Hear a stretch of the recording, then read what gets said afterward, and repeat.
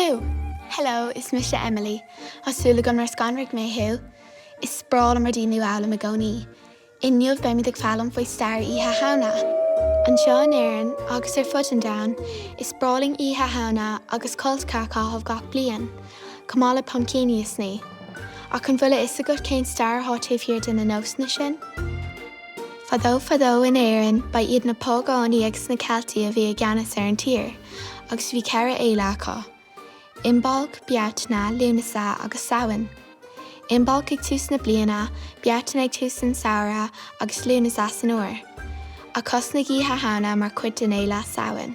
Agus gléas mainte na háise suas in éadí scanrúla le roiig a chur ar fucií agus spirit alca. Mar dhéanann muide sa lá háin jobhain.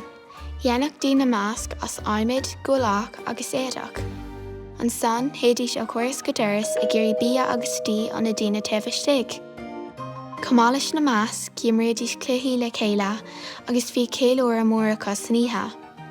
Cumális sin úsáidís cían chun agus sní a dearnapá agus cuirdís taobh mod an duras é, díoch mar dhéana míidin jobh le pumpkin. Úsáidís dearnapá ná pumpkin mar níorbh pumpkini ag fás an éireann ag an am. Ficar an gceann seo, thois sé scanrúil nach bhfuil. Cuirg sé sin roiig ar ainsbrid ní puca ach.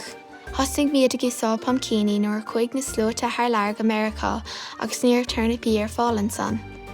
Anis seo is a going faoi Stair Oíche Shamhna. Tháinig an éile ó bhaintear na hhéir na céad bliain ó hin.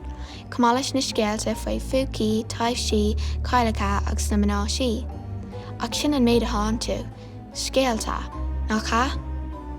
Ó, beidir gur cuairdm cúpla tarnapá eile chuir taobh mod an duras a bheith cinnte, san go fóil.